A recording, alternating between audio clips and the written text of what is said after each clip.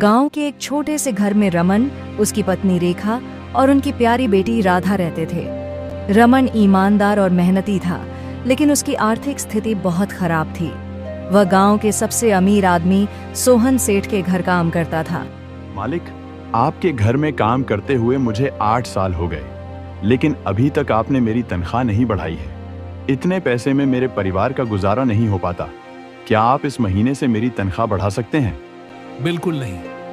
तू गरीब है तो गरीब की तरह रहना सीख ले। एक पैसा भी ज्यादा नहीं देने वाला अगर काम करना है तो कर, नहीं तो कहीं और काम ढूंढ ले। सोहन सेठ बहुत चालाक और लालची था। वह रमन से बहुत काम करवाता, लेकिन उसे मेहनताने के नाम पर बेहद कम पैसे देता। उन पैसों से रमन का परिवार ठीक से गुजारा भी नहीं कर पाता था। शाम का समय था। रमन काम से लौटकर घर आया तो थका हुआ दिख रहा था। रेखा उसकी तरफ देखकर बोली, रमन, तुम हर दिन इतने थके हारे लौटते हो और फिर भी हमें पर्याप्त पैसे नहीं मिलते। आखिर कब तक हम यूं ही संघर्ष करेंगे? रेखा, मैं क्या करूं? सेठ जी कभी ज्यादा पैसे नहीं देंगे और गांव में और कोई काम भी तो नहीं है। हम जैसे गरीब लोगों के पास और कोई रास्ता नहीं होता। लेकिन रमन, हमारी बेटी की जरूरतें भी बढ़ रही हैं। अब उसे अच्छे कपड़े चाहिए, कभी कभी कुछ मिठाई चाहिए। क्या हम उसे यह भी नहीं दे सकते? तभी राधा अपने खेल से उठकर उनके पास आई। मासूमियत से उसने रमन की ओर देखा और पूछा, पिताजी, क्या इस बार आप मुझे मेले में घुमाने ले चलेंगे? मेरी सहेलियां कह रही थीं कि वहाँ बहुत मजेदार झूले और मिठाइयाँ मिलती हैं। रमन ने उसकी मासूमियत भरी आंखों में देखा, लेकिन जवाब देने की स्थिति में नहीं था। वह जानता था कि मेले में जाने के पैसे उसके पास नहीं थे। बेटा, देखता हूँ, अगर संभव हुआ तो जरूर ले चलूंगा। लेकिन उसकी आवाज में उम्मीद की जगह उदासी थी, जिसे राधा ने महसूस किया, पर कुछ न बोली। रात को रमन, रेखा और राधा खाने की थाली में बैठ गए। राधा और रेखा ने खाना खा लिया था और रमन का खाना अभी बाकी था। तभी दरवाजे पर दस्तक हुई। रमन ने दरवाजा खोला तो देखा कि एक बूढ़ा साधु दरवाजे पर खड़ा था। बेटा, मैं कई दिनों से भूखा हूं। क्या तुम मुझे कुछ खाने को दे सकते हो? रमन कुछ क्षणों के लिए रुका। उसने अपने हिस्से के भोजन की तरफ देखा, फिर बिना कुछ सोचे साधु के हाथ में थाली थमा दी।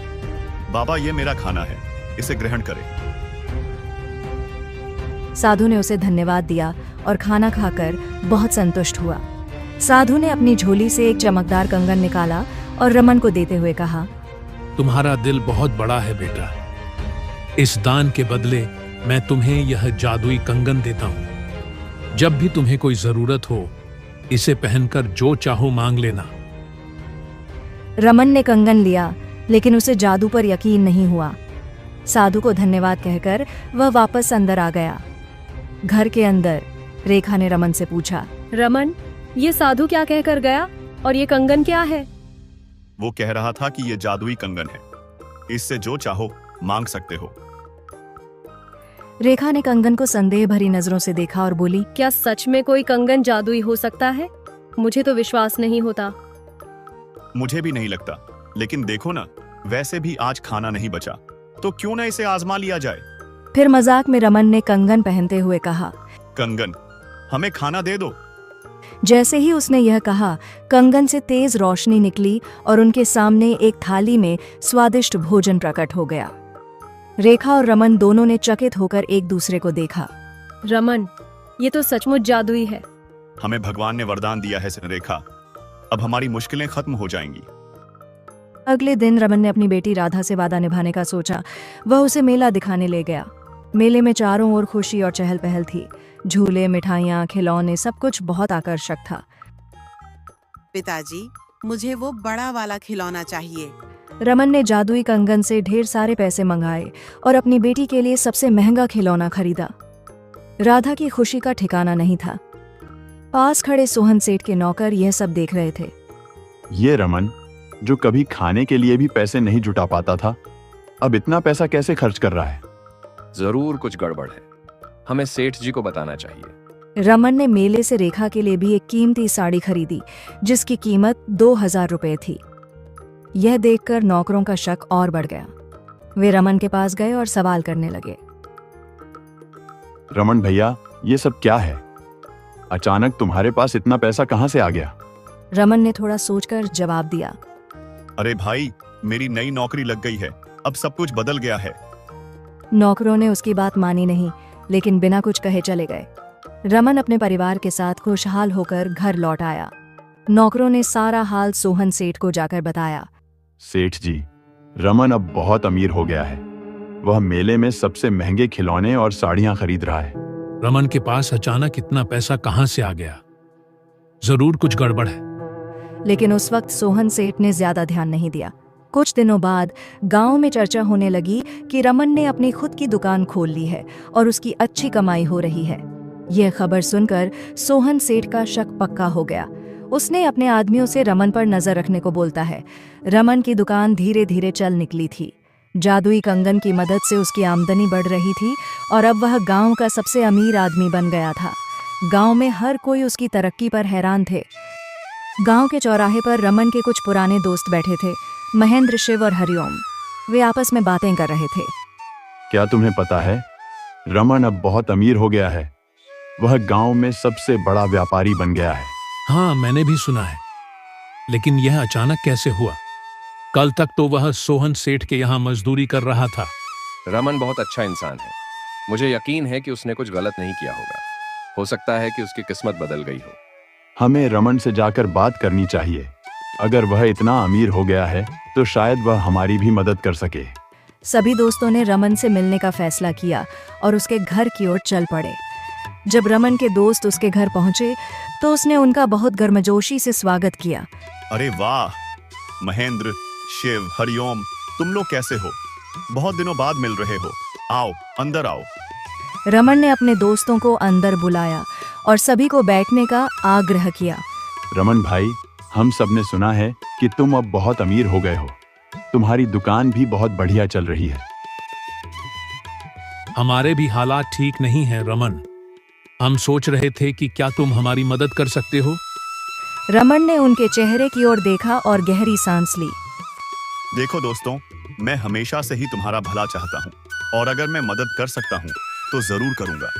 लेकिन पहले मैं तुम्हें कुछ बताना चाहता हूँ। रमन ने अपने दोस्तों को पूरा किस्सा सुनाया कि कैसे एक साधु ने उसे जादुई कंगन दिया था और उसी कंगन की मदद से उसने अपनी तरक्की की थी। यह कंगन मुझे भगवान का आशीर्वाद लगता है, लेकिन मेरी तरक्की सिर्फ इस कंगन की वजह से नहीं हुई। मैंने मेहनत और ईमानदारी से भी काम किया और अब मैं तुम्हारी भी मदद करूंगा। रमन ने अपने दोस्तों को उनकी परेशानियां दूर करने के लिए कंगन का इस्तेमाल किया। उसने महेंद्र को कपड़े की दुकान खोलने के लिए पैसे दिए, शिव को उसकी खेती के लिए नए औजार दिलवाए और हरिओम को एक छोटी मिठाई की दुकान शुरू करने में मदद की। इसी बीच सोहन सेठ की चिंता और बढ़ रही थी। उसके आदमी, जो रमन की निगरानी कर रहे थे, उसे रोज नई खबरें लाकर देते थे। तुम सब बेवकूफ हो। अब तक पता नहीं लगा पाए कि रमन इतना अमीर कैसे हो गया। मैं जानना चाहता हूं कि उसके पास इतना पैसा कहां से आया। सेठ जी, हम पूरी कोशिश कर रहे हैं, लेकिन अभी तक कुछ खास पता नहीं चल सका। अगर तुम लोग कुछ नहीं कर सकते तो मैं खुद देखूंगा। मुझे खुद जाकर पता लगाना होगा। एक रात जब रमन और उसका परिवार खाना खा रहे थे, उनकी बेटी राधा ने जिद की कि उसे आइसक्रीम चाहिए। पिताजी, मुझे आइसक्रीम खानी है। रमन ने जादुई कंगन पहना और मुस्कुराते हुए कहा। कंगन, हमें आइसक्रीम दे दो। जैसे ही उसने यह कहा, कंगन से तेज रोशनी निकली और उनके सामने ठंडी ठंडी आइसक्रीम आ गई। यह देखकर राधा बहुत खुश हुई, लेकिन यह सब सोहन सेठ के आदमी खिड़की से छिपकर देख रहे थे। उन्होंने तुरंत जाकर सेठ को सब बता दिया। सेठ जी, हमने देख लिया। रमन के पास जादुई कंगन है जो उसकी हर इच्छा पूरी करता है। सोहन सेठ की आंखों में लालच चमकने लगा। उसने मन ही मन ठान लिया कि वह उस जादुई कंगन को चुरा लेगा और उसका इस्तेमाल खुद करेगा। रात के अंधेरे में सोहन सेठ अपने आदमी के साथ रमन के घर पहुंचा। उसने धीरे से दरवाजा खोला और अंदर घुस गया। वो कंगन मुझे ढूंढना होगा। उसने घर के चारों ओर देखा और आखिरकार वह कंगन उसे एक टेबल पर पड़ा मिला। उसने जल्दी से कंगन उठाया और अपने घर भाग गया। अपने घर पहुंचते ही सोहन सेठ ने कंगन पहना और तुरंत कहा, कंगन, मुझे ढेर सारा सोना दे दो। लेकिन जैसे ही उसने यह कहा, उसके हाथ में जोर की जलन होने लगी। कंगन से निकली रोशनी ने उसका हाथ पूरी तरह से लाल कर दिया और वह दर्द से चिल्लाने लगा। आह, ये क्या हो रहा है? मेरा हाथ जल रहा है। वह तुरंत डॉक्टर के पास भागा। डॉक्टर ने उसके हाथ पर पट्टी बांधी और कहा, तुम्हारे हाथ में गहरी चोट आई है, ये जल्दी ठीक नहीं होगी। सोहन सेठ समझ गया कि यह सब उसकी लालच की वजह से हुआ है। उसने सोचा कि रमन को धोखा देकर वह खुद अमीर बन जाएगा, लेकिन उसकी लालच ने उसे सजा दे दी थी। अगली सुबह सोहन सेठ रमन के घर पहुंचा। वह बहुत ही शर्मिंदा और दुखी लग रहा था। रमन, मैं तुमसे माफी मांगने आया हूं। मैंने तुम्हारा जादुई कंगन चुरा लिया था, लेकिन मेरी लालच ने मुझे सजा दी। अब मुझे समझ आ गया है कि यह कंगन सिर्फ ईमानदारी और दया के लिए काम करता है। मैं तुम्हें कंगन वापस करने आया हूं। रमन ने सेठ की ओर देखा और उसे माफ कर दिया। सेठ जी, यह कंगन सिर्फ किसी की अच्छाई के लिए काम करता है। आपकी लालच ने आपको नुकसान पहुंचाया, लेकिन हर इंसान गलती करता है। मैं आपको माफ करता हूं। सोहन सेठ ने शर्मिंदा होकर कंगन वापस कर दिया। रेखा, अगर ये कंगन हमारे पास है तो किसी और के साथ भी ऐसा हो सकता है, और मैं ऐसा बिल्कुल नहीं चाहता। तो हमें क्या करना चाहिए, तुम ही बताओ।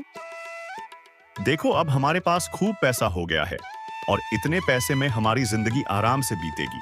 हमारे पास तो खुद की दुकान भी है। इसीलिए मैं सोच रहा हूं कि इस कंगन को किसी जरूरतमंद को दे देना चाहिए, जिसे इस कंगन की सबसे ज्यादा जरूरत हो, और वो हमारी तरह ईमानदार और मेहनती हो। दोनों आपस में बात कर ही रहे थे, तभी उनके दरवाजे पे कोई आता है। स्विंगरमन बाहर जाकर देखता है तो उसको एक भिखारी दिखाई देता है। भाई, बहुत दिन हो गए खाना खाए हुए, क्या आप मुझे कुछ खाने को दे सकते हैं? मेरे बच्चे भी कई दिनों से भूखे हैं। रमन को दया आ जाती है और वो तुरंत अपना कंगन निकलता है और गरीब आदमी को दे देता है। भाई, ये लो, ये जादुई कंगन। इसे तुम कुछ भी मांगोगे तुम्हें मिल जाएगा। इस तरह से रमन ने एक बार और अपने दानवीर स्वभाव से एक गरीब की मदद की, लेकिन वो गरीब कोई और नहीं, वही साधु था जिसने रमन को वो कंगन दिए थे। रमन की महानता ने पूरे गांव को सिखाया कि असली दौलत दिल की सच्चाई और उदारता में होती है, न कि लालच और धोखे में। रमन ने न केवल अपने परिवार का जीवन बेहतर बनाया, बल्कि अपने दोस्तों और गांव वालों की भी मदद की। सोहन सेठ ने भी अपनी गलती से सबक लिया और अब उसने लालच छोड़कर लोगों की मदद करने का फैसला किया। इस कहानी से हमें यह सीखने को मिलता है कि मेहनत, ईमानदारी और दया से ही असली सफलता और सुख पाया जा सकता है। लालच और स्वार्थ अंत में सिर्फ दुख और विनाश ही लाते हैं।